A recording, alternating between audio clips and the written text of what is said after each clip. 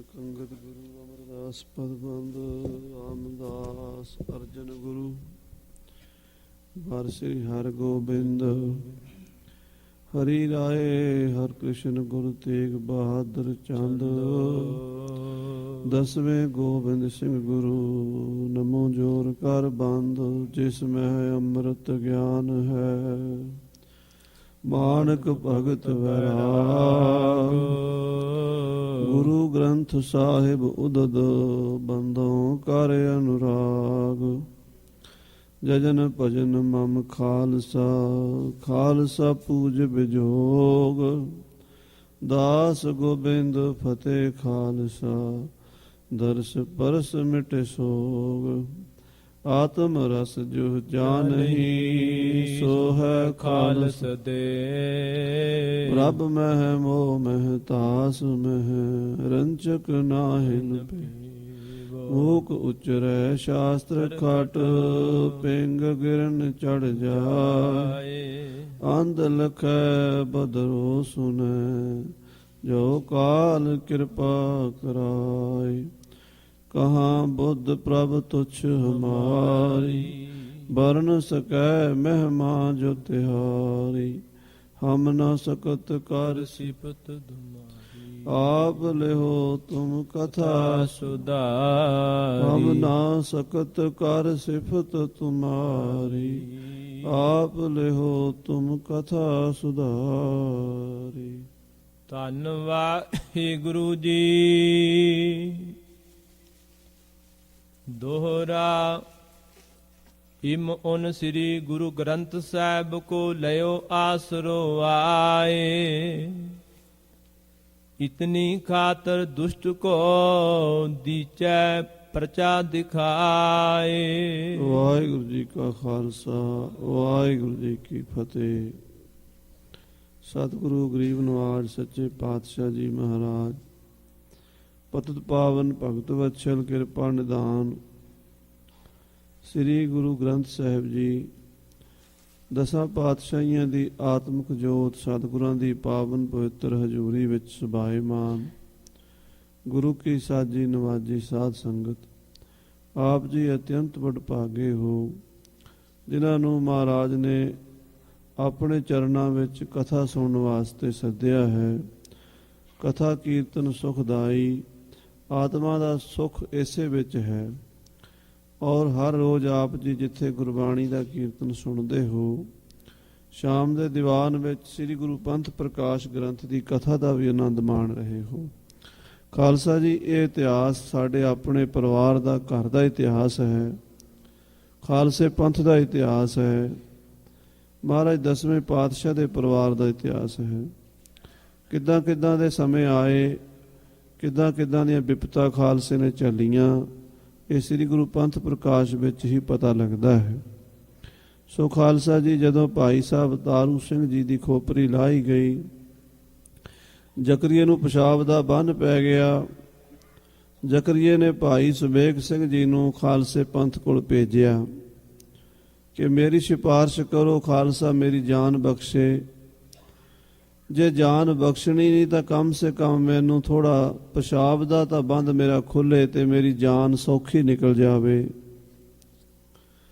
ਇਹ ਬੇਨਤੀ ਲੈ ਕੇ ਭਾਈ ਸੁਬੇਗ ਸਿੰਘ ਜੀ ਖਾਲਸੇ ਪੰਥ ਕੋਲ ਬੁੱਢੇ ਦਲ ਤਰਨੇ ਦਲ ਦਾ ਜਿੱਥੇ ਤਤ ਖਾਲਸੇ ਦਾ ਵੱਡਾ ਭਾਰੀ ਦੀਵਾਨ ਸਜਿਆ ਸੀ ਉੱਥੇ ਹਾਜ਼ਰ ਹੋਇਆ ਔਰ ਨਵਾਬ ਕਪੂਰ ਸਿੰਘ ਜੀ ਉਸ ਵੇਲੇ ਜਥੇਦਾਰ ਸਨ। ਖਾਲਸੇ ਪੰਥ ਦੇ ਸ਼੍ਰੋਮਣੀ ਜਰਨੈਲ ਉਹ ਸਨ। ਸਾਰਾ ਪੰਥ ਖਾਲਸਾ ਨਵਾਬ ਕਪੂਰ ਸਿੰਘ ਜੀ ਦਾ ਹੁਕਮ ਮੰਨਿਆ ਕਰਦਾ ਸੀ ਕਿਉਂਕਿ ਨਵਾਬ ਕਪੂਰ ਸਿੰਘ ਜੀ ਨੂੰ ਛੋਟੀ 6 ਮਹੀਨੇ ਦੀ ਉਮਰ ਵਿੱਚ ਦਸਵੇਂ ਪਾਤਸ਼ਾਹ ਦੀ ਗੋਦੀ 'ਚ ਬਹਿਣ ਦਾ ਮੌਕਾ ਮਿਲਿਆ ਸੀ।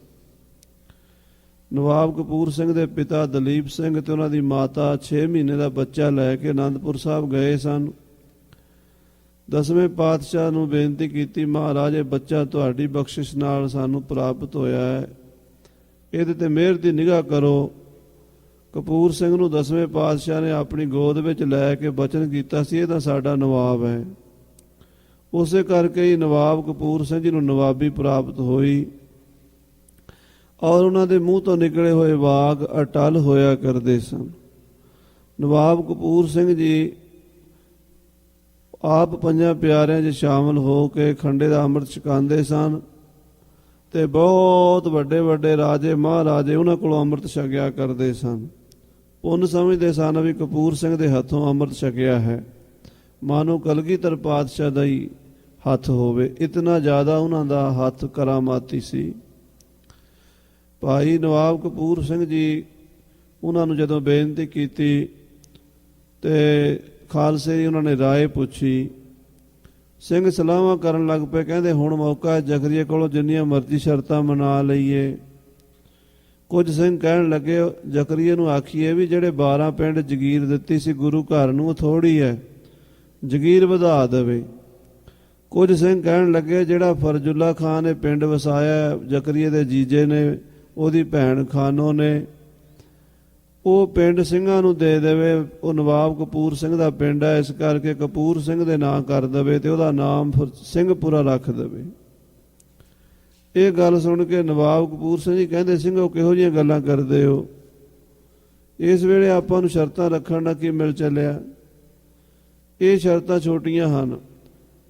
ਇਹ 12 ਪਿੰਡ ਤਾਂ ਆਪਾਂ, ਤੁਸੀਂ ਕਹਿੰਦੇ ਹੋ 12 ਪਰਗਣੇ ਲੈ ਲਈਏ, ਇਹ ਗੱਲ ਨਹੀਂ। ਜਦੋਂ ਆਪਾਂ ਲਾਹੌਰ ਤੇ ਕਬਜ਼ਾ ਕਰ ਲਿਆ 12,000 ਪਿੰਡ ਹੀ ਸਾਡੇ ਹੋ ਜਾਣਗੇ, ਖਾਲਸੇ ਦਾ ਰਾਜ ਹੀ ਲਾਹੌਰ ਤੇ ਹੋ ਜਾਣਾ। ਤੁਸੀਂ ਛੋਟੀਆਂ ਗੱਲਾਂ ਕਿਉਂ ਕਰਦੇ ਹੋ ਸਿੰਘੋ? ਵੱਡਾ ਦਾਈਆ ਰੱਖੀਦਾ ਹੈ। ਸੋ ਨਵਾਬ ਕਪੂਰ ਸਿੰਘ ਜੀ ਕਹਿੰਦੇ, ਭਾਈ ਇਸ ਵੇਲੇ ਤਾਂ ਉਹਨੇ ਗੁਰੂ ਗ੍ਰੰਥ ਸਾਹਿਬ ਜੀ ਦੀਆਂ ਬਾਣੀ ਦੀਆਂ ਪੰਕਤੀਆਂ ਸਾਡੇ ਅੱਗੇ ਰੱਖ ਦਿੱਤੀਆਂ ਨੇ ਕਿ ਨਾਨਕ ਸੰਤ ਭਾਵੈ ਤਾਂ ਲਏ ਉਬਾਰ, ਸੰਤ ਕਾ ਦੋਖੀ ਮਹਾ ਹਥਿਆਰਾ, ਸੰਤ ਕਾ ਦੋਖੀ ਪਰਮੇਸ਼ਰ ਮਾਰਾ। ਉਹ ਜਿਹੜੇ ਬਚਨ ਸੁਖਮਨੀ ਸਾਹਿਬ ਦੇ ਹਨ ਉਹਨੇ ਅੱਗੇ ਰੱਖ ਕੇ ਤੇ ਫਿਰ ਇਹ ਵੀ ਕਹਿ ਦਿੱਤਾ ਵੀ ਨਾਨਕ ਸੰਤ ਭਾਵੈ ਤਾਂ ਲਏ ਉਬਾਰ। ਹੁਣ ਖਾਲਸੇ ਨੂੰ ਉਹਨੇ ਸੰਤ ਕਿਹਾ ਹੈ ਤੇ ਖਾਲਸਾ ਹੁਣ ਉਹਦੀ ਸ਼ਰਨ ਆਏ ਦੀ ਲਾਜ ਵੀ ਰੱਖੇਗਾ ਤਾਂ ਕਿ ਉਹਨੂੰ ਪਰਚਾ ਦਿਖਾ ਦਈਏ। ਜਾਨ ਤਾਂ ਉਹਦੀ ਬਚਣੀ ਨਹੀਂ, ਪਰ ਉਹਨੂੰ ਪਤਾ ਤਾਂ ਲੱਗ ਜਾਵੇ ਨਾ ਵੀ ਖਾਲਸੇ 'ਚ ਸੱਤਿਆ ਕਿੰਨੀ ਹੈ। ਸੋ ਨਵਾਬ ਕਪੂਰ ਸਿੰਘ ਜੀ ਇਹ ਬਚਨ ਕਹਿ ਰਹੇ ਨੇ ਸਿੰਘਾਂ ਨੂੰ। ਸ੍ਰੀ ਅਕਾਲ ਤਖਤ ਸਾਹਿਬ ਦੇ ਜਥੇਦਾਰ, ਸ਼੍ਰੋਮਣੀ ਪੰਥ ਅਕਾਲੀ ਬੁੱਢੇ ਦਲ ਦੇ ਜਥੇਦਾਰ, ਪੰਥ ਦੇ ਮਹਾਨ ਜਰਨੈਲ ਜਥੇਦਾਰ ਨਵਾਬ ਕਪੂਰ ਸਿੰਘ ਸਾਹਿਬ ਜੀ ਦੇ ਬਚਨ ਸੁਣੋ। ਸਾਰੀ ਸੰਗਤ ਆਖੋ ਸਤਨਾਮ ਸ੍ਰੀ ਵਾਹਿਗੁਰੂ ਸਾਹਿਬ ਜੀ। ਫਿਰ ਆਖੋ ਜੀ ਸਤਨਾਮ ਸ੍ਰੀ ਵਾਹਿਗੁਰੂ ਗੁਰੂ ਸਾਹਿਬ ਜੀ।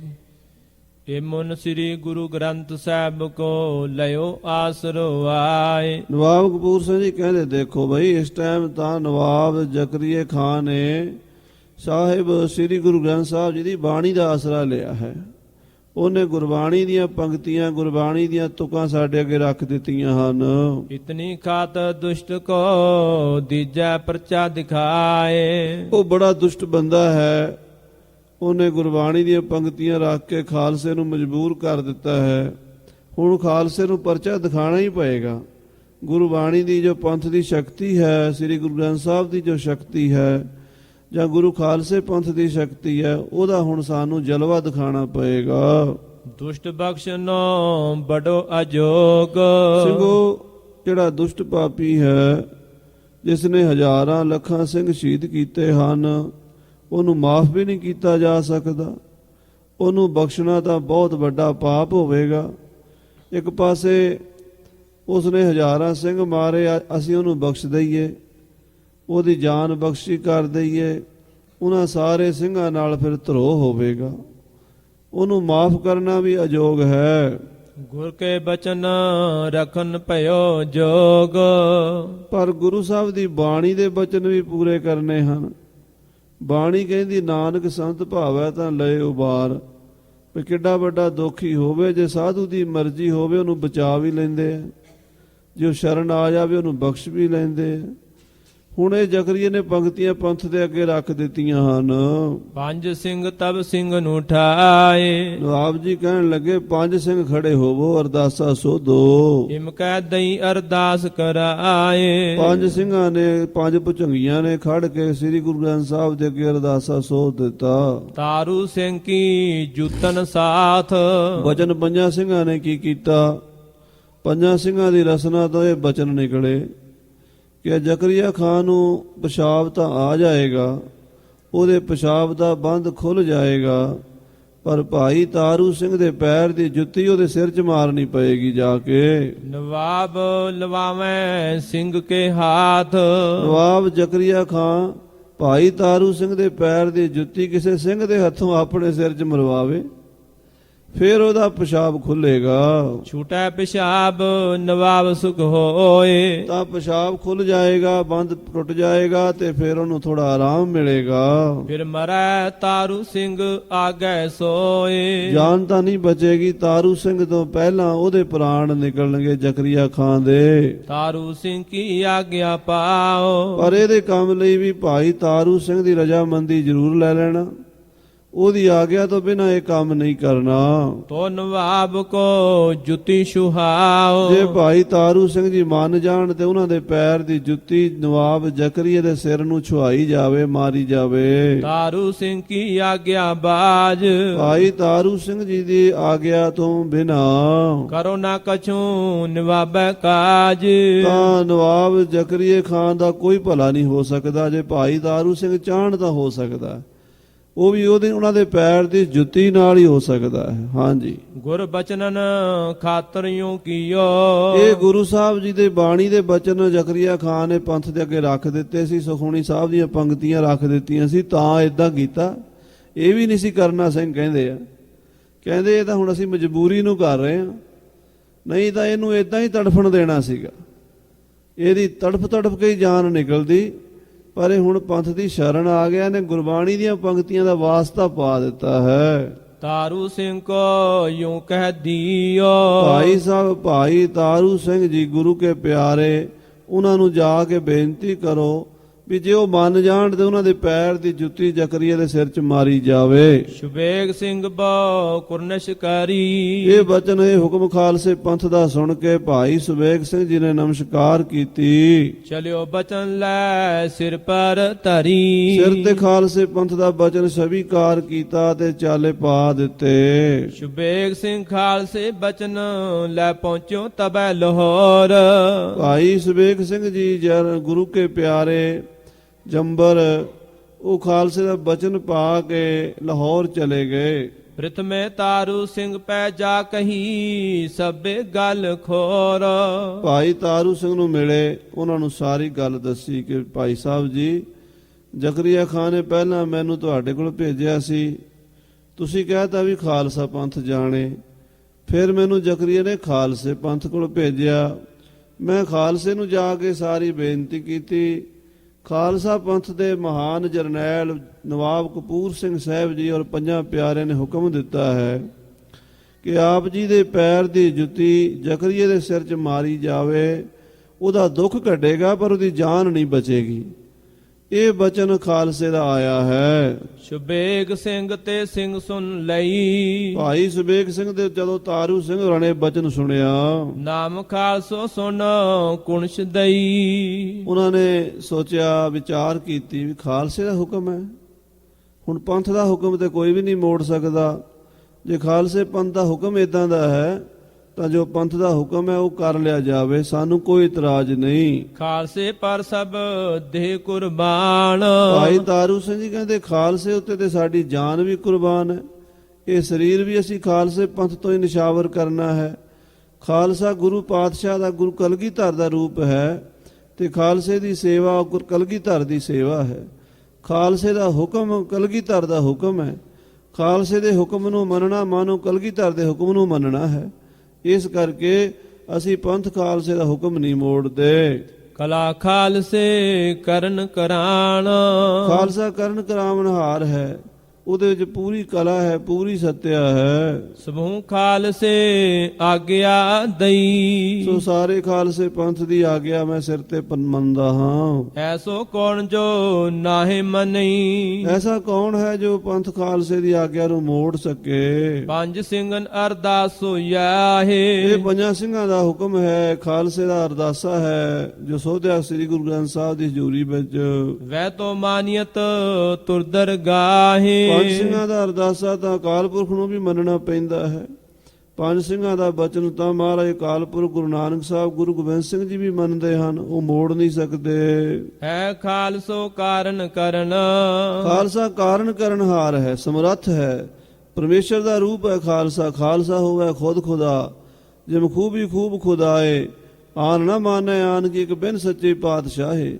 ਖਾਲਸਾ ਖੁਦ ਖੁਦਾ ਹੈ, ਖਾਲਸਾ ਖੁਦ ਪਰਮੇਸ਼ਰ ਦਾ ਰੂਪ ਹੈ। ਖਾਲਸਾ ਮੇਰਾ ਰੂਪ ਹੈ ਖਾਸ, ਖਾਲਸੇ ਮੈਂ ਹਾਂ ਕਰੋ ਨਿਵਾਸ। ਇਹ ਬਚਨ ਸਾਹਿਬ ਕਲਗੀਧਰ ਪਿਤਾ ਜੀ ਮਹਾਰਾਜ ਨੇ ਆਪਣੀ ਰਸਨਾ ਤੋਂ ਕਹੇ ਹਨ।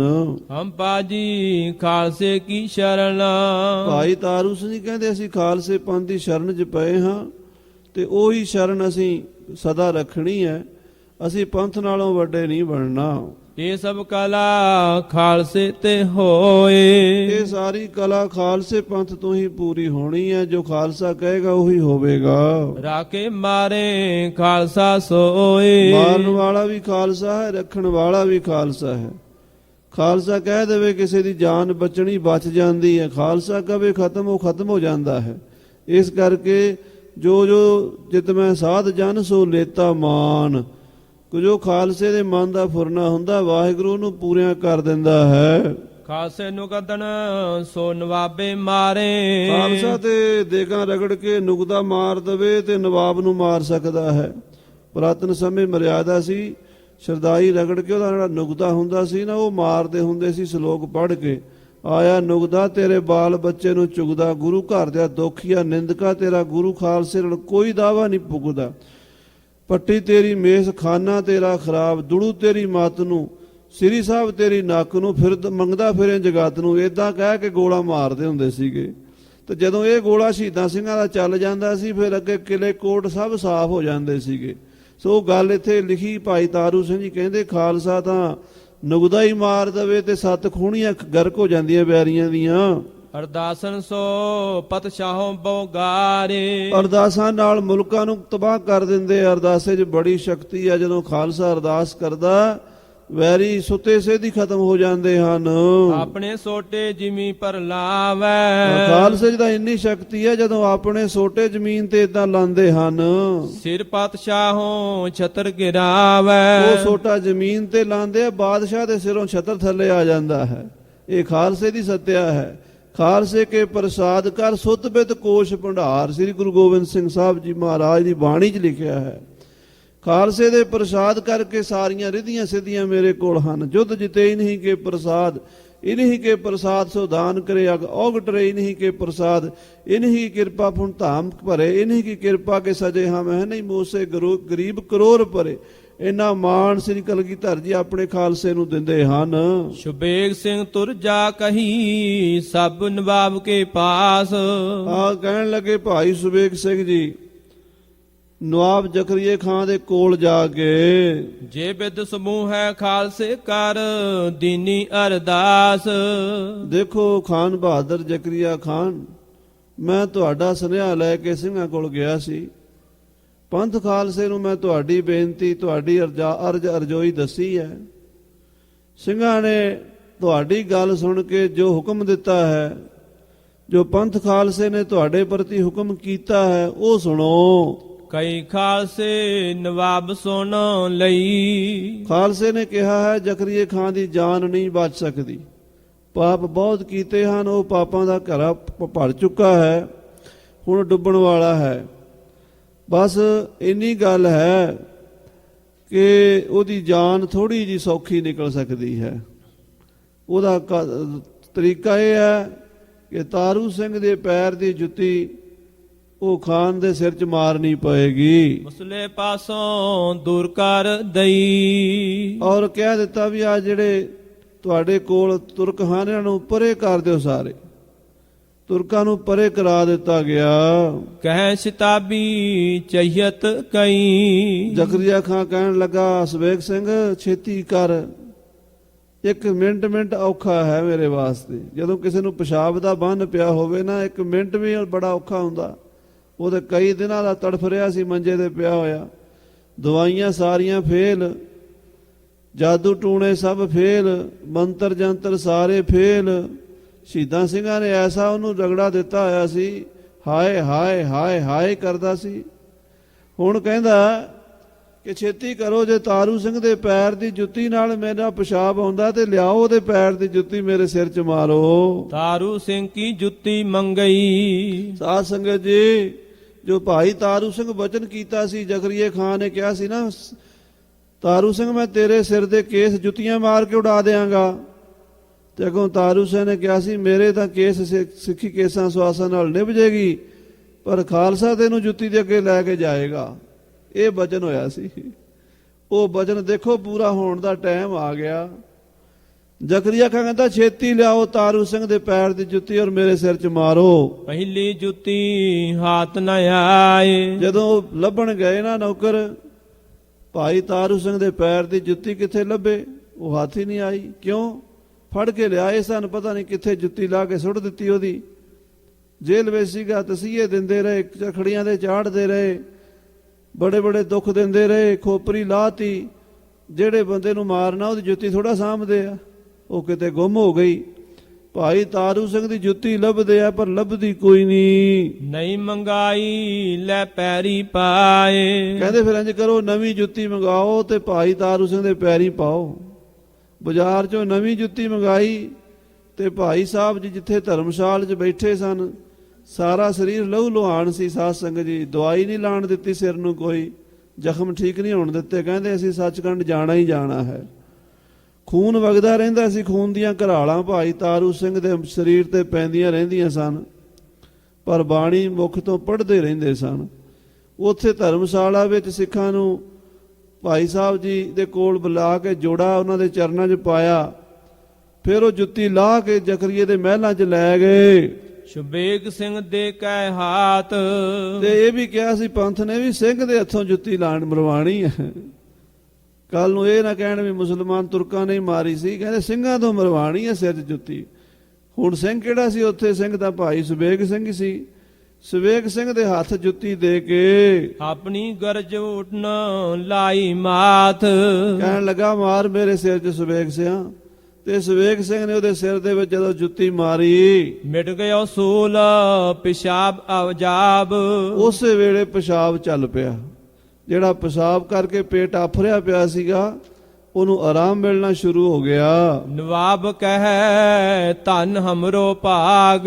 ਕਹਿੰਦਾ ਮੇਰੇ ਭਾਗ ਜਾਗ ਪਏ, ਮੇਰੀ ਕਿਸਮਤ ਜਾਗ ਪਈ। ਨਵਾਬ ਕਹਿੰਦਾ ਤਾਰੂ ਸਿੰਘ ਹਮ ਪਰ ਕਿਰਪਾ ਕਰੀ। ਬੜਾ ਰਹਿਮ ਕੀਤਾ ਤਾਰੂ ਸਿੰਘ ਨੇ, ਮੇਰੀ ਜਾਨ ਬਖਸ਼ੀ ਕਰ ਦਿੱਤੀ ਹੈ। ਤਨ ਸਾਹਿਤ ਔਰ ਤਨ ਯਹ ਘਰੀ। ਕਹਿੰਦਾ ਅੱਜ ਕਈ ਦਿਨਾਂ ਬਾਅਦ ਸੁੱਖ ਦਾ ਸਾਹ ਆ ਰਿਹਾ ਹੈ, ਇਹ ਘੜੀ ਧਨ ਹੈ।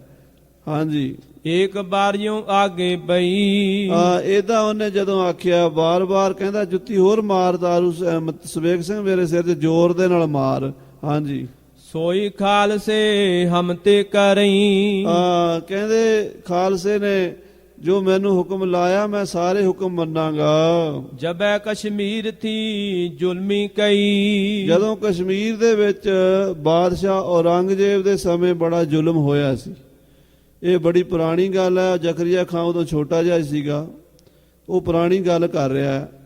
ਕਹਿੰਦਾ ਮੈਂ ਛੋਟਾ ਜਿਹਾ ਹੁੰਦਾ ਸੀ, ਮੇਰਾ ਪਿਤਾ ਉਦੋਂ ਸਰ ਬੁਲੰਦ ਖਾਨ ਸੂਬੇਦਾਰ ਸੀ, ਤੇ ਕਸ਼ਮੀਰ ਦੇ ਵਿੱਚ ਸ਼ੇਰ ਅਫਗਾਨ ਸੂਬਾ ਸੀ, ਸ਼ੇਰ ਅਫਗਾਨ।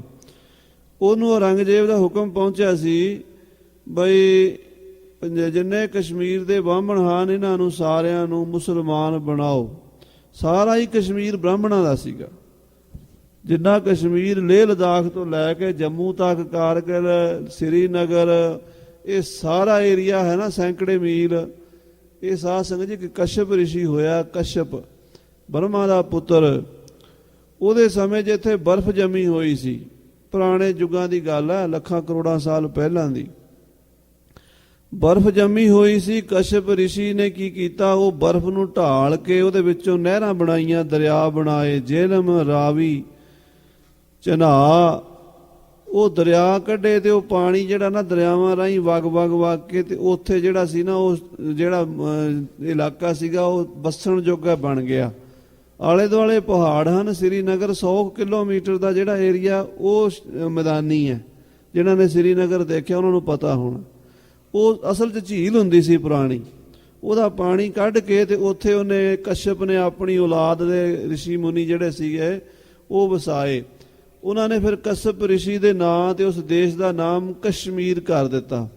ਕਸ਼ਮੀਰ ਦਾ ਮਤਲਬ ਕਸ਼ਪ ਰਿਸ਼ੀ ਦੇ ਨਾਂ ਤੋਂ ਵਸਿਆ ਹੋਇਆ। ਉਹ ਸਾਰੇ ਬ੍ਰਾਹਮਣ ਸਨ, ਬੜੇ ਬੜੇ ਵਿਦਵਾਨ, ਵੇਦਾਂ ਸ਼ਾਸਤਰਾਂ ਦੇ ਗਿਆਤਾ, ਪੰਡਤ। ਠੰਡਾ ਮੁਲਕ ਸੀਗਾ, ਤੇ ਜਿੱਥੇ ਠੰਡਾ ਮੁਲਕ ਉੱਥੇ ਪੜ੍ਹੇ ਲਿਖੇ ਲੋਕ ਜ਼ਿਆਦਾ ਸੁਖੀ ਰਹਿੰਦੇ ਆ, ਕਿਉਂਕਿ ਦਿਮਾਗ ਨੂੰ ਠੰਡ ਰਹਿੰਦੀ ਹੈ, ਸੁਖ ਰਹਿੰਦਾ ਹੈ। ਤੋ ਉਹ ਉੱਥੇ ਰਹਿੰਦੇ ਸੀ ਕਸ਼ਮੀਰੀ ਪੰਡਤ। ਔਰੰਗਜ਼ੇਬ ਨੇ ਸੋਚਿਆ ਵੀ ਜੇ ਕਸ਼ਮੀਰੀ ਪੰਡਤ ਪਹਿਲਾਂ ਮੁਸਲਮਾਨ ਬਣ ਜਾਣ, ਬਾਕੀ ਹਿੰਦੁਸਤਾਨ ਦੇ ਲੋਕ ਆਪੇ ਹੀ ਮੁਸਲਮਾਨ ਬਣ ਜਾਣਗੇ। ਸੋ ਇਸ ਕਰਕੇ ਉਹਨੇ ਕਸ਼ਮੀਰ ਦੇ ਸੂਬੇ ਨੂੰ ਹੁਕਮ ਦਿੱਤਾ ਕਿ ਰੋਜ਼ 1.25 ਮਣ ਜਨੇਊ ਉਤਾਰ ਕੇ ਰੋਟੀ ਖਾਣੀ ਹੈ। ਰੋਜ਼ 1.25 ਮਣ ਜਨੇਊ ਲਾ ਕੇ, ਯਾਨੀ ਇੰਨੇ ਬਾਹਮਣਾਂ ਨੂੰ ਮੁਸਲਮਾਨ ਬਣਾ ਕੇ ਫਿਰ ਰੋਟੀ ਖਾਂਦਾ ਸੀ। ਹਾਂਜੀ, 1.25 ਮਣ ਜਨੇਊ ਪੱਕੇ ਉਤਰਵਾਈ। 1.25 ਮਣ ਜਨੇਊ ਪੱਕੇ ਰੋਜ਼ ਉਤਰਦੇ ਸੀਗੇ। ਇਹ ਔਰੰਗਜ਼ੇਬ ਦੇ ਰਾਜ ਦੀ ਗੱਲ ਹੈ, ਯਾਨੀ 1670 ਤੇ 75 ਦੇ ਵਿਚਕਾਰ ਦਾ ਜਿਹੜਾ ਟਾਈਮ ਸੀਗਾ, ਉਦੋਂ ਦੀ ਗੱਲ ਹੈ। 1675 ਨੂੰ ਮਹਾਰਾਜ ਨੌਵੀਂ ਪਾਤਸ਼ਾਹੀ ਗੁਰੂ ਤੇਗ ਬਹਾਦਰ ਸਾਹਿਬ ਜੀ ਸ਼ਹੀਦੀ ਪਾਈ ਹੈ। ਉਸ ਤੋਂ ਪਹਿਲਾਂ ਇਹ ਹੁਕਮ ਜਾਰੀ ਹੋਇਆ ਸੀ, ਤੇਰਾ ਕਰ ਕੁਲ ਲੋਕ ਬਚੇ ਔਰ ਕੀਏ ਮੁਸਲਮਾਨ। ਉਸ ਵੇਲੇ ਉਹਨੇ ਜ਼ੁਲਮ ਦਾ ਇਤਨਾ ਝਖੜ ਚਲਾਇਆ ਸ਼ੇਰ ਅਫਗਾਨ ਨੇ। ਉਹਨੇ ਸਾਰਾ ਕਸ਼ਮੀਰ, ਜੰਮੂ ਤੋਂ ਲੈ ਕੇ ਸ੍ਰੀਨਗਰ ਤੱਕ, ਉੱਪਰ ਲੇਹ ਲਦਾਖ ਤੱਕ, ਕਾਰਗਿਲ ਤੇ ਪੁੰਛ, ਇਹ ਸਾਰੇ ਇਲਾਕੇ ਨੂੰ ਦੂਰ ਦੂਰ ਤੱਕ ਸਾਰਾ ਹੀ ਮੁਸਲਮਾਨ ਬਣਾ ਦਿੱਤਾ। ਸਿਰਫ 13 ਘਰ ਬਾਹਮਣਾਂ ਦੇ ਲੁੱਕ ਕੇ ਬਚੇ ਸਨ ਪਹਾੜਾਂ ਵਿੱਚ। 13 ਘਰ ਬਚੇ ਸਨ ਜਿਨ੍ਹਾਂ ਦੇ ਹੁਣ ਹਿੰਦੂ ਉੱਥੇ ਰਹਿੰਦੇ ਆ ਥੋੜੇ ਜਿਹੇ, ਉਹ ਵੀ ਲੁੱਕ ਕੇ ਬਚੇ ਸਨ। ਹਾਂਜੀ, ਤਬ ਨਵਾਬ ਕੋ ਸਿਰ ਦੁਖਿਓ ਜਨ ਨਿਕਸਤ ਹੈ ਜਾਨ। ਫਿਰ ਜਦੋਂ ਸਾਰਾ ਕਸ਼ਮੀਰ ਉਹਨੇ ਮੁਸਲਮਾਨ ਬਣਾਤਾ ਤੇ ਇਧਰ ਗੁਰੂ ਤੇਗ ਬਹਾਦਰ ਸਾਹਿਬ ਜੀ ਉਹਨਾਂ 13 ਘਰਾਂ ਦੀ ਬਾਹ ਫੜ ਲਈ। ਤਿਲਕ ਜੰਜੂ ਰਾਖਾ ਪ੍ਰਭ ਤਾਕਾ, ਕੀਨੋ ਬੜੋ ਕਲੂ ਮੈਂ ਸਾਕਾ। ਮਹਾਰਾਜ ਜਾ ਕੇ ਦਿੱਲੀ ਸ਼ਹੀਦ ਹੋ ਗਏ। ਉਦੋਂ ਫਿਰ ਨਵਾਬ ਸ਼ੇਰ ਅਫਗਾਨ ਨੂੰ ਸਿਰ ਪੀੜ ਦੀ ਬਿਮਾਰੀ ਸ਼ੁਰੂ ਹੋਈ। ਸਿਰ ਪੀੜ ਐਸੀ ਹੋਈ ਵੀ ਦੁਨੀਆ ਦੀਆਂ ਕੁੱਲ ਦਵਾਈਆਂ ਹਕੀਮਾਂ ਨੇ ਦੇ ਕੇ ਵੇਖ ਲਈਆਂ, ਉਹਦਾ ਸਿਰ ਪੀੜ ਨਹੀਂ ਹਟਿਆ। ਸ਼ੇਰ ਅਫਗਾਨ ਸੂਬਾ ਜਿਹੜਾ ਸੀ ਨਾ, ਉਹਨੂੰ ਮਹਾਰਾਜ ਨੌਵੀਂ ਪਾਤਸ਼ਾਹੀ ਤੋਂ ਬਾਅਦ ਇਹ ਪਹਿਰਾ ਵਰਤਿਆ ਸੀ, ਸ਼ਹੀਦਾਂ ਸਿੰਘਾਂ ਨੇ ਵਰਤਾਇਆ ਸੀਗਾ। ਭਾਈ ਮਤੀ ਦਾਸ ਜੀ ਨੇ ਔਰੰਗਜ਼ੇਬ ਨੂੰ ਵੀ ਦਰਸ਼ਨ ਦਿੱਤੇ ਸੀ। ਕਥਾ ਗੁਰਪ੍ਰਤਾਪ ਸੂਰਜ ਚ ਆਉਂਦੀ ਹੈ। 11 ਨਵੰਬਰ 1675 ਦੁਪਹਿਰ ਦੇ 11:30 ਵਜੇ ਚਾਂਦਨੀ ਚੌਂਕ ਸ੍ਰੀ ਗੁਰੂ ਤੇਗ ਬਹਾਦਰ ਸਾਹਿਬ ਜੀ ਦਾ ਸੀਸ ਉਤਰ ਗਿਆ। ਉਸ ਤੋਂ ਪਹਿਲਾਂ ਭਾਈ ਮਤੀ ਦਾਸ ਨੂੰ ਆਰੇ ਨਾਲ ਚੀਰ ਬੈਠੇ ਸਨ। ਦਿਆਲੇ ਨੂੰ ਦੇਗ ਚ ਉਬਾਲਿਆ ਸੀ, ਸਤੀ ਦਾਸ ਨੂੰ ਅੱਗ 'ਚ ਸਾੜਿਆ ਸੀ ਰੂਈ 'ਚ ਬੰਨ੍ਹ ਕੇ। ਉਹ 2-4 ਦਿਨ ਪਹਿਲਾਂ ਦੀਆਂ ਗੱਲਾਂ ਸਨ। ਜਦੋਂ 11 ਨਵੰਬਰ ਦੀ ਰਾਤ ਪਈ, ਔਰੰਗਜ਼ੇਬ ਲਾਲ ਕਿਲੇ ਦੇ ਵਿੱਚ ਆਪਣੇ ਮਹਿਲਾਂ 'ਚ ਸੁੱਤਾ ਪਲੰਘ ਦੇ ਉੱਤੇ। ਅੱਧੀ ਰਾਤ ਨੂੰ ਪਲੰਘਾ ਮੂਧਾ ਹੋ ਗਿਆ। ਉੱਤੇ ਪਲੰਘਾ ਬੜਾ ਭਾਰੀ ਤੇ ਔਰੰਗਜ਼ੇਬ ਪਤਲੂ ਜਿਹਾ ਸੀਗਾ, ਕਮਜ਼ੋਰ ਜਿਹਾ, ਹੱਡੀਆਂ ਦੀ ਮੁੱਠੀ ਸੀਗਾ ਇਹ। ਉਹਦੀ ਫੋਟੋ ਵੀ ਮਿਲਦੀ ਹੈ, ਲਾਲ ਕਿਲੇ 'ਚ ਲੱਗੀ ਹੈ ਪੁਰਾਣੀ। ਪਤਲਾ ਜਿਹਾ ਚਿਹਰਾ, ਪਤਲਾ ਜਿਹਾ ਸਰੀਰ ਸੀ, ਹੈ ਸੁਨੱਖਾ ਸੀ, ਸੋਹਣਾ ਸੀ ਬਹੁਤ, ਕਿਉਂਕਿ ਇਹਨਾਂ ਦੇ ਖਾਨਦਾਨੀ ਬਾਦਸ਼ਾਹਾਂ ਦਾ ਬੇਟਾ ਸੀ। ਸੋ ਉਹਦੇ ਉੱਤੇ ਮੰਜਾ ਬੜਾ ਭਾਰੀ ਤੇ ਥੱਲੇ ਚੀਕਾਂ ਮਾਰੇ ਵੀ ਮੈਨੂੰ ਪਲੰਘੇ ਥੱਲਿਓਂ ਕੱਢੋ, ਕਿਹਨੇ ਮੈਨੂੰ ਮੂਧਾ ਕਿਹਨੇ ਕਰ ਦਿੱਤਾ। ਪਰ ਉਹਦੀ ਆਵਾਜ਼ ਉੱਥੇ ਸੁਣਨ ਵਾਲਾ ਕੋਈ ਨਹੀਂ ਸੀ। ਅੱਧਾ ਘੰਟਾ ਚੀਕਦਾ ਰਿਹਾ। ਅੱਧੇ ਕੁ ਘੰਟੇ ਬਾਅਦ ਕਿਸੇ ਨੇ ਦਾੜੀ ਤੋਂ ਫੜ ਕੇ, ਕਿਉਂਕਿ ਸਿਰ ਦੇ ਵਾਲ ਮੁੰਨਦਾ ਸੀ, ਦਾੜੀ ਰੱਖਦਾ ਸੀ ਔਰੰਗਜ਼ੇਬ, ਦਾੜੀ ਤੋਂ ਫੜ ਕੇ ਉਹਦੀ ਮੁੰਡੀ ਕੱਢੀ ਬਾਹਰ, ਸਿਰ ਕੱਢਿਆ। ਔਰੰਗਜ਼ੇਬ ਨੇ ਅੱਖਾਂ ਖੋਲ ਕੇ ਦੇਖਿਆ, ਪਲੰਘੇ ਦੇ ਥੱਲਿਓਂ ਸਿਰ ਬਾਹਰ ਨਿਕਲਿਆ ਤੇ ਭਾਈ ਸਾਹਿਬ ਭਾਈ ਮਤੀ ਦਾਸ ਜੀ ਖੜੇ ਸਨ। ਚੀਕਾਂ ਨਿਕਲ ਗਈਆਂ, ਡਾਡਾਂ ਨਿਕਲ ਗਈਆਂ ਵੀ ਇਹ ਬੰਦੇ ਨੂੰ ਤਾਂ ਮੈਂ ਆਰੇ ਨਾਲ ਚੀਰ ਦਿੱਤਾ ਸੀ, ਇਹ ਕਿੱਥੋਂ ਆ ਗਿਆ। ਭਾਈ ਸਾਹਿਬ ਮਤੀ ਦਾਸ ਜੀ ਕਹਿੰਦੇ, ਮੇਰਾ ਸਰੀਰ ਤੂੰ ਆਰੇ ਨਾਲ ਚੀਰਿਆ ਸੀ, ਮੇਰੀ ਆਤਮਾ ਤਾਂ ਨਹੀਂ ਚੀਰ ਸਕਦਾ। ਔਰੰਗਜ਼ੇਬ, ਮੈਨੂੰ ਆਪਣੇ ਮਰੇ ਦਾ, ਮੇਰੀ ਸ਼ਹੀਦੀ ਦਾ ਦੁੱਖ ਨਹੀਂ ਹੈ। ਅੱਜ ਜੋ ਤੂੰ ਕੰਮ ਕੀਤਾ, ਮੇਰੇ ਸਤਿਗੁਰੂ ਨੌਵੇਂ ਪਾਤਸ਼ਾਹ ਮਹਾਰਾਜ ਗੁਰੂ ਤੇਗ ਬਹਾਦਰ ਸਾਹਿਬ ਨੂੰ ਸ਼ਹੀਦ ਕੀਤਾ, ਇਹਦੀ ਸਜ਼ਾ ਤੈਨੂੰ ਸਾਰੀ ਉਮਰ ਮੈਂ ਦਿਆਂਗਾ। ਜੇ ਤੂੰ ਕੱਲ ਨੂੰ ਇੱਥੇ ਸੁੱਤਾ ਤੇ ਕੱਲ ਫਿਰ ਤੇਰਾ ਪਲੰਘਾ ਮੂਧਾ ਕਰਾਂਗਾ ਤੇ ਸਾਰੀ ਰਾਤ ਜਗਾਵਾਂਗਾ, ਮਾਰਾਂਗਾ ਨਹੀਂ ਘੜੀਸਾਂਗਾ, ਮਾਰਾਂਗਾ ਨਹੀਂ ਮੈਂ ਤੈਨੂੰ, ਘੜੀਸਾਂਗਾ। ਸੋ ਸਾਧ ਸੰਗਤ ਜੀ, ਅਗਲੇ ਦਿਨ ਔਰੰਗਜ਼ੇਬ ਸਵੇਰੇ ਉੱਠਿਆ, ਕਹਿਣ ਲੱਗਾ ਮੈਂ ਦੱਖਣ ਹੈਦਰਾਬਾਦ ਵੱਲ ਜਾਣਾ ਮੁਹਿੰਮ ਤੇ, ਦਿੱਲੀ ਛੱਡ ਗਿਆ ਸੀਗਾ। ਇੱਕ ਬਾਦਸ਼ਾਹ ਨੂੰ ਇਸ ਤੋਂ ਵੱਡੀ ਕਿਆ ਸਜ਼ਾ ਹੋਵੇਗੀ, ਉਹਨਾਂ ਕੋਲੋਂ ਰਾਜਧਾਨੀ ਛਡਾਤੀ ਸ਼ਹੀਦਾਂ ਸਿੰਘਾਂ ਨੇ। ਜੇ ਦਿੱਲੀ ਆਉਂਦਾ ਸੀ ਤੇ ਬਾਹਰ ਬਾਗ ਵਿੱਚ ਰਹਿ ਕੇ ਚਲਾ ਜਾਂਦਾ ਸੀ, ਲਾਲ ਕਿਲੇ 'ਚ ਨਹੀਂ ਸੀ ਵੜਦਾ, ਡਰਦਾ ਮਾਰਾ ਸ਼ਹੀਦਾਂ ਸਿੰਘਾਂ ਤੋਂ। ਭਾਈ ਮਤੀ ਦਾਸ ਨੇ ਕਿਹਾ ਜੇ ਲਾਲ ਕਿਲੇ ਆਪਣੇ ਤਖਤ ਦੇ ਕੋਲ ਆਏਗਾ ਤੇ ਤੈਨੂੰ ਇਦਾਂ ਹੀ ਕਰਾਂਗੇ। ਸੋ ਉਸ ਤੋਂ ਬਾਅਦ 33 ਸਾਲ ਜਿਉਂਦਾ ਰਿਹਾ, ਲਗਭਗ 32-33 ਸਾਲ। 32-33 ਸਾਲ ਦਿੱਲੀ ਵੜਿਆ ਹੀ ਕੋਈ ਨਹੀਂ ਔਰੰਗਜ਼ੇਬ। ਜੇ ਵੜਿਆ ਤਾਂ ਅੰਦਰ ਲਾਲ ਕਿਲੇ ਦੇ ਸੌਂ ਨਹੀਂ ਸਕਿਆ। ਇਸੇ ਤਰ੍ਹਾਂ ਸੂਬਾ ਸ਼ੇਰ ਅਫਗਾਨ ਜੰਮੂ ਕਸ਼ਮੀਰ ਦਾ, ਉਹਨੂੰ ਸ਼ਹੀਦਾਂ ਸਿੰਘਾਂ ਦਾ ਐਸਾ ਪਹਿਰਾ ਹੋਇਆ, ਜਿਹੜਾ ਸਵਾ ਮਣ ਜਨੇਊ ਲਾ ਕੇ ਰੋਟੀ ਖਾਂਦਾ ਸੀ, ਉਹਦਾ ਸਿਰ ਪੀੜ ਸ਼ੁਰੂ ਹੋ ਗਿਆ। ਬੜੀਆਂ ਦਵਾਈਆਂ ਕੀਤੀਆਂ, ਸਿਰ ਪੀੜ ਨਹੀਂ ਹਟੀ ਸੀ। ਜਬ ਨਵਾਬ ਉਨ ਬਹੁਤ ਦੁਖ ਪਾਇਓ, ਬੜਾ ਦੁਖੀ ਹੋਇਆ ਸੀ ਉਹ ਸ਼ੇਰ ਅਫਗਾਨ ਕਸ਼ਮੀਰ ਦਾ ਸੂਬੇਦਾਰ। ਕਹਿਓ ਕਿ ਮੈਂ ਹਮ ਜਾਨ ਰਖਾਇਓ। ਫਿਰ ਉਹਨੂੰ ਪਤਾ ਲੱਗਾ ਵੀ ਜੋ ਮੈਂ ਪਾਪ ਕੀਤੇ ਨੇ ਉਹਦਾ ਮੈਨੂੰ ਫਲ ਮਿਲਿਆ ਹੈ। ਫਿਰ ਸ਼ੇਰ ਅਫਗਾਨ ਕਹਿੰਦਾ ਸੀ ਮੇਰੇ ਪਾਪ ਦੀ ਕੋਈ ਮੈਨੂੰ ਭੁੱਲ ਬਖਸ਼ੇ, ਮੇਰੀ ਕੋਈ ਜਾਨ ਬਖਸ਼ੇ। ਤਬ ਲੋਗਨ ਯੋ ਕਹਿਉ ਪਾਏ, ਤਾਂ ਸਿਆਣੇ ਲੋਕਾਂ ਨੇ, ਪੰਡਤਾਂ ਨੇ ਉਹਨੂੰ ਕਿਹਾ ਸੀ ਜੁੱਤੀ ਹਿੰਦਨ ਕੀ ਮਾਥ ਬੰਦਾਏ, ਕਿ ਤੂੰ ਬਚ ਸਕਦਾ ਜੇ ਕਿਸੇ ਮਹਾਪੁਰਸ਼ ਬ੍ਰਾਹਮਣ ਦੀ ਜੁੱਤੀ ਲੈ ਕੇ ਤੇਰੇ ਸਿਰ 'ਚ ਮਾਰੀ ਜਾਵੇ। ਦੁੱਕੇ ਮਾਰੇ ਇਮੀ ਕਰੀ, ਦੁੱਖ ਦੇ ਮਾਰੇ ਨੇ ਫਿਰ ਉਹ ਜਿਹੜੇ ਕਸ਼ਮੀਰ ਦੇ ਪੰਡਤ ਸੀਗੇ ਨਾ, ਮਹਾਪੁਰਸ਼ ਵੀ ਸਨ ਵਿੱਚ ਕਈ, ਕਿਰਪਾ ਰਾਮ ਵਰਗੇ, ਜਿਹੜੇ ਗੁਰੂ ਤੇਗ ਬਹਾਦਰ ਸਾਹਿਬ ਦੇ ਕੋਲ ਆਏ ਸਨ, ਉਹਨਾਂ ਦੀ ਪੈਰ ਦੀ ਜੁੱਤੀ ਲੈ ਕੇ ਤੇ ਸ਼ੇਰ ਅਫਗਾਨ ਨੇ ਆਪਣੇ ਸਿਰ 'ਚ ਮਰਵਾਈ ਸੀ। ਤਬ ਵੈ ਬਚਿਓ ਜਬ ਯੂੰ ਥੀ ਸਰੀ, ਤਾਂ ਉਹਦਾ ਸਿਰ ਪੀੜ ਹਟਿਆ ਸੀਗਾ, ਤਾਂ ਉਹਦੀ ਜਾਨ ਬਚੀ ਸੀ। ਕਹਿਓ ਨਵਾਬ ਅਬ ਕਰੋ ਬਦਾਈ, ਤੇ ਜ਼ਕਰੀਆ ਖਾਨ ਨੂੰ ਉਹ ਗੱਲ ਫਿਰ ਯਾਦ ਆ ਗਈ ਹੈ। ਉਹਨੇ ਆਪਣੇ ਬਚਪਨ 'ਚ ਸੁਣੀ ਸੀ ਉਦੋਂ। ਜ਼ਕਰੀਆ ਖਾਨ ਉਦੋਂ ਲਗਭਗ 5-10 ਸਾਲ ਦਾ ਹੋਵੇਗਾ ਜਦੋਂ ਦੀ ਇਹ ਗੱਲ ਹੈ। ਤੇ ਹੁਣ ਉਹ ਲਗਭਗ 70 ਸਾਲ ਦਾ ਨੇੜੇ ਹੋਇਆ ਪਿਆ, ਬੁੱਢਾ ਹੋ ਗਿਆ। ਤੇ ਕਹਿੰਦਾ ਜ਼ਕਰੀਆ ਖਾਨ, ਕਹਿੰਦਾ ਜਿਵੇਂ ਉਹ ਸ਼ੇਰ ਅਫਗਾਨ ਦੇ ਸਿਰ ਦੀ ਪੀੜ ਹਟ ਗਈ ਸੀ ਨਾ ਜੁੱਤੀ ਮਾਰਨ ਨਾਲ, ਮੈਨੂੰ ਵੀ ਤਾਰੂ ਸਿੰਘ ਦੀ ਜੁੱਤੀ ਨਾਲ ਆਰਾਮ ਆ ਰਿਹਾ। ਕਹਿੰਦਾ ਹਾਂਜੀ, ਖਾਲਸੇ ਨੇ ਦੁੱਖ ਦਿਓ ਮਿਟਾਈ, ਖਾਲਸੇ ਨੇ ਮੇਰਾ ਦੁੱਖ ਮਿਟਾ ਦਿੱਤਾ, ਤਾਰੂ ਸਿੰਘ ਦੇ ਪੈਰ ਦੀ ਜੁੱਤੀ ਨੇ ਮੇਰਾ ਕਸ਼ਟ ਘਟਾ ਦਿੱਤਾ।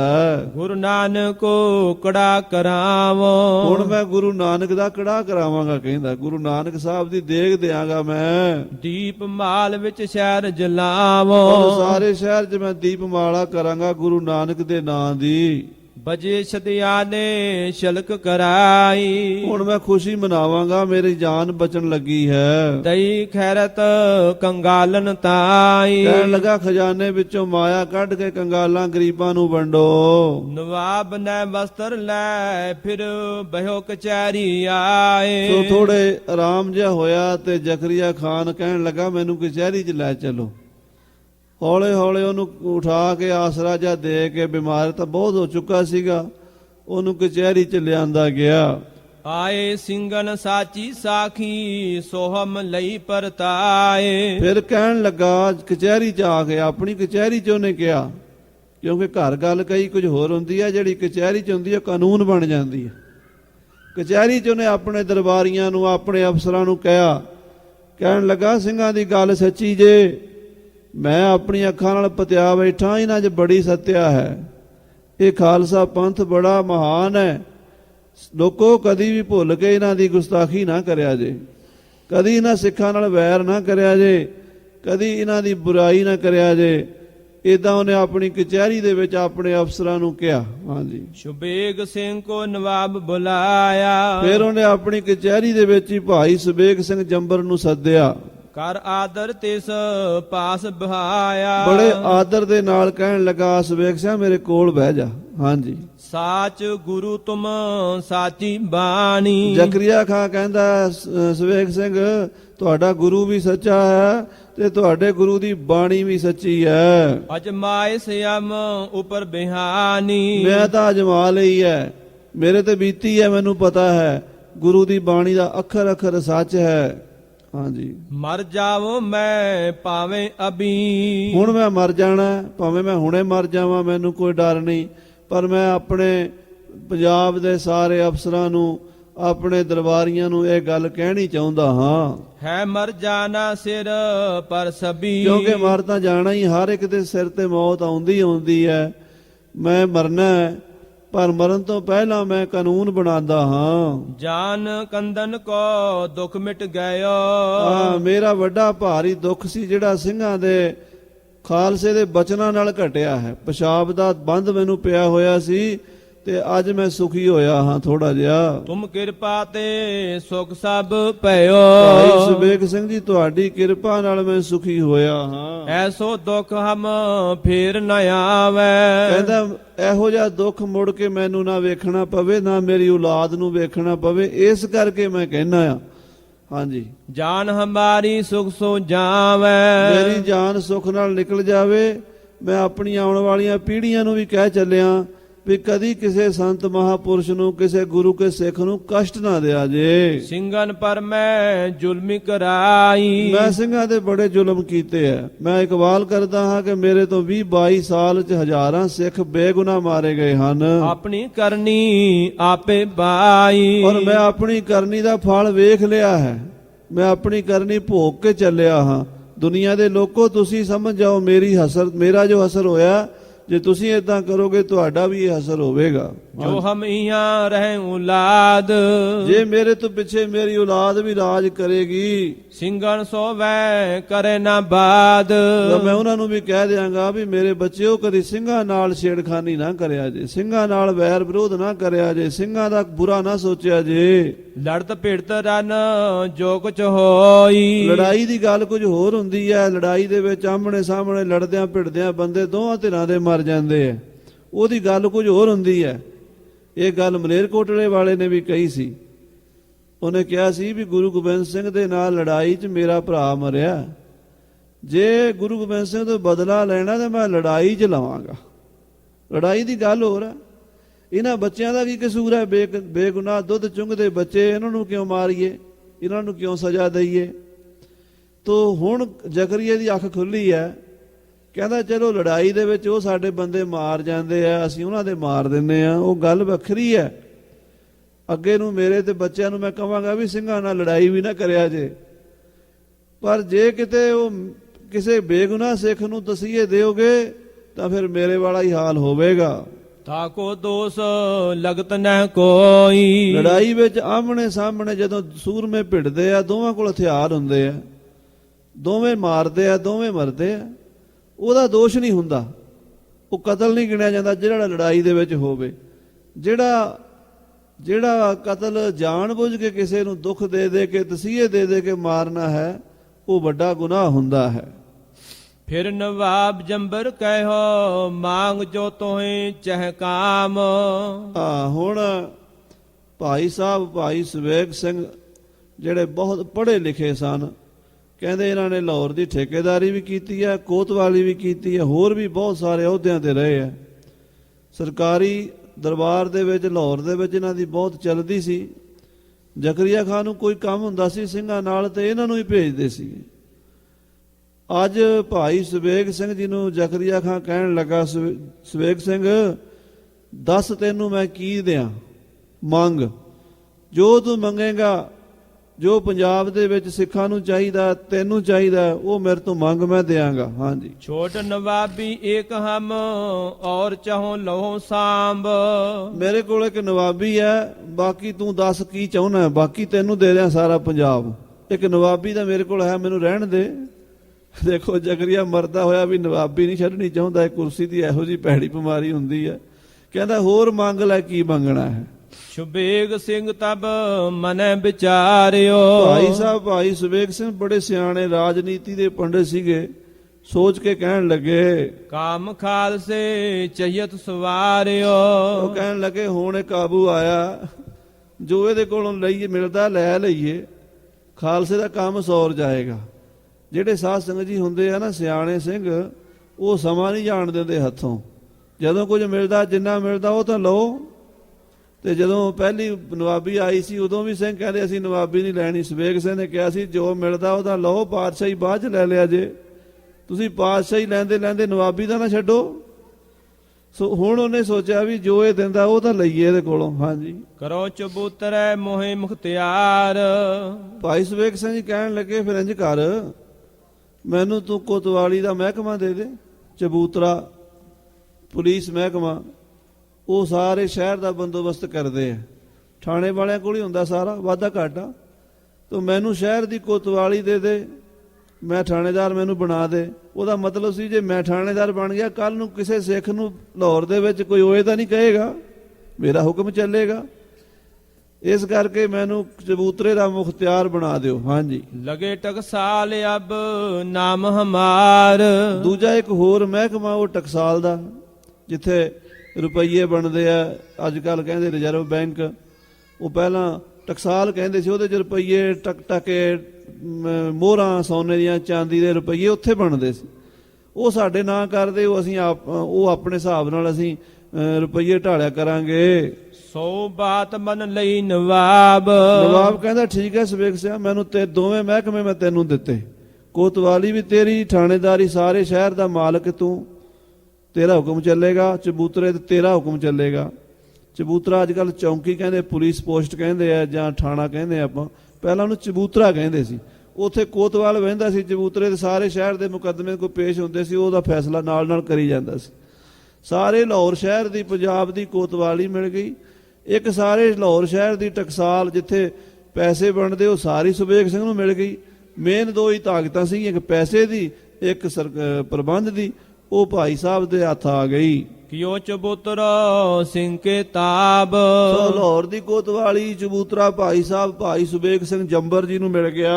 ਸੁਬੇਗ ਸਿੰਘ ਤੋਂ ਜਾਣਤ ਬਾਤ। ਸੁਬੇਗ ਸਿੰਘ ਬਹੁਤ ਜ਼ਿਆਦਾ ਸਿਆਣਾ ਸੀ, ਰਾਜਨੀਤੀ ਦਾ ਬਹੁਤ ਮਾਹਰ ਸੀ ਉਹ, ਕਿਉਂਕਿ ਰਹਿੰਦਾ ਹੀ ਸਰਕਾਰ ਦੇ ਵਿੱਚ ਸੀ, ਉੱਥੇ ਲਾਹੌਰ 'ਚ ਰਹਿੰਦਾ ਸੀ, ਮੁਸਲਮਾਨਾਂ ਦੇ ਕੋਲ, ਉਹਨਾਂ ਦੇ ਸਾਰੀਆਂ ਦਾ ਪੇਚ ਨੀਤੀਆਂ ਜਾਣਦਾ ਸੀ। ਹਾਂਜੀ, ਨਵਾਬ ਜੀਓ ਕੋ ਇੱਕ ਦੋ ਰਾਤ। ਉਹਨੂੰ ਇਹ ਪਤਾ ਸੀ ਕਿ ਇਹ ਵਿਚਾਰਾ ਹੁਣ 2 ਘੜੀ ਦਾ ਪ੍ਰਾਹੁਣਾ ਹੈ, ਮਰ ਜਾਣਾ ਇਹਨੇ ਅੱਜ ਕੱਲ, 1-2 ਰਾਤਾਂ ਕੱਢੇਗਾ ਇਹ ਮਰਨ ਕਿਨਾਰੇ ਆ, ਜਿਉਂਦਾ ਜਿਉਂਦਾ ਜੋ ਦੇ ਕੇ ਜਾਂਦਾ ਉਹ ਤਾਂ ਲਈਏ ਇਹਦੇ ਕੋਲੋਂ। ਹਾਂਜੀ, ਇਸ ਕਰ ਸਿੰਘ ਕਛ ਦੇਰ ਨਾ ਲਾਈ। ਇਸ ਕਰਕੇ ਸਿੰਘ ਸਾਹਿਬ ਭਾਈ ਸੁਬੇਗ ਸਿੰਘ ਨੇ ਦੇਰ ਨਹੀਂ ਲਾਈ, ਕੱਲ ਤੇ ਨਹੀਂ ਛੱਡੀ ਗੱਲ, ਉਸੇ ਵੇਲੇ ਲਿਖਵਾ ਲਿਆ, ਉਸੇ ਵੇਲੇ ਮੋਹਰਾਂ ਲਵਾ ਲਈਆਂ। ਕੋਤਵਾਲੀ ਦਾ ਪ੍ਰਬੰਧ ਚਬੂਤਰੇ ਦਾ ਵੀ ਭਾਈ ਸੁਬੇਗ ਸਿੰਘ ਕੋਲ ਆ ਗਿਆ, ਤੇ ਟਕਸਾਲ ਜਿੰਨੀ ਸੀ ਲਾਹੌਰ ਦੀ ਸਾਰੀ ਸੁਬੇਗ ਸਿੰਘ ਦੇ ਪ੍ਰਬੰਧ 'ਚ ਆ ਗਈ। ਤੁਰਤ ਫੁਰਤ ਟਕਸਾਲ ਲਵਾਈ। ਫਟਾਫਟ ਜਾ ਕੇ ਟਕਸਾਲ ਤੇ ਕਬਜ਼ਾ ਕੀਤਾ, ਜਿੰਨਾ ਪੈਸਾ ਸੀਗਾ ਸਾਰਾ ਗਿਣਤੀ ਕਰਾ ਲਈ, ਆਪਣੇ ਸਿੰਘ ਨਾਲ ਲੈ ਗਿਆ। ਉਹਨਾਂ ਨੇ ਸਾਰੇ ਸਿੰਘਾਂ ਨੇ ਜਾ ਕੇ ਲਾਹੌਰ ਦੀ ਟਕਸਾਲ ਦੇ ਉੱਤੇ ਜਿੰਨਾ ਸੋਨਾ ਚਾਂਦੀ ਪੈਸਾ ਸਭ ਨੋਟ ਕਰ ਲਿਆ ਵੀ ਇੰਨਾ ਹੈ, ਉਹਦੇ ਤੇ ਕਬਜ਼ਾ ਕਰ ਲਿਆ ਖਾਲਸੇ ਨੇ। ਸਿੰਘ ਸੁਬੇਗ ਪਇਓ ਇੱਕ ਜੰਬਰ। ਸੋ ਇਸ ਤਰ੍ਹਾਂ ਦਾ ਇੱਕ ਸਿੰਘ ਹੋਇਆ ਭਾਈ ਸੁਬੇਗ ਸਿੰਘ ਜੰਬਰ। ਦੇਖੋ ਕਿੰਨਾ ਸਿਆਣਾ ਸੀ, ਮੁਗਲਾਂ ਦੇ ਵਿੱਚ ਰਹਿ ਕੇ ਵੀ ਸਿੰਘਾਂ ਦਾ ਭਲਾ ਕਰਿਆ ਕਰਦਾ ਸੀ। ਹੇਠ ਜ਼ਮੀਨ ਤੇ ਉੱਪਰ ਅੰਬਰ। ਉਸ ਵੇਲੇ ਦੀ ਕਹਾਵਤ ਚੱਲੀ ਆਉਂਦੀ ਲਾਹੌਰ ਦੇ ਵਿੱਚ, ਸੁਬੇਗ ਸਿੰਘ ਜੰਬਰ, ਹੇਠ ਜ਼ਮੀਨ ਤੇ ਉੱਪਰ ਅੰਬਰ, ਯਾਨੀ ਉਹਦਾ ਹੁਕਮ ਜ਼ਮੀਨ ਤੇ ਵੀ ਚੱਲਦਾ, ਉਹਦਾ ਹੁਕਮ ਅਕਾਲ ਪੁਰਖ ਦੇ ਦਰਬਾਰ ਵਿੱਚ ਵੀ ਚੱਲਦਾ। ਇਹ ਗੱਲ ਲਾਹੌਰ ਦੇ ਚ ਬੋਲਦੇ ਅੱਜ ਤੱਕ, ਸੁਬੇਗ ਸਿੰਘ ਜੰਬਰ, ਥੱਲੇ ਜ਼ਮੀਨ ਤੇ ਉੱਤੇ ਅੰਬਰ। ਹਾਂਜੀ, ਹੁਤੀ ਗਡਾਈ ਚਰਖੜੀ ਦਿਨ 200 ਪਟਾਏ। 200 ਚਰਖੜੀਆਂ ਗੱਡੀਆਂ ਸੀ, 200 ਚਰਖੜੀਆਂ। ਉਹ ਕਾਹਦੇ ਵਾਸਤੇ? ਜਿੰਨੇ ਸਿੰਘ ਆਉਂਦੇ ਸੀ ਉਹਨਾਂ ਨੂੰ ਚਰਖੜੀਆਂ ਤੇ ਚਾੜ ਕੇ ਘੁਮਾ ਕੇ ਮਾਰ ਦਿੰਦੇ ਸੀਗੇ। ਸਿੱਖਾਂ ਵਾਸਤੇ ਚਰਖੜੀ ਸੀ, ਹੋਰ ਕਿਹਦੇ ਵਾਸਤੇ ਸੀ?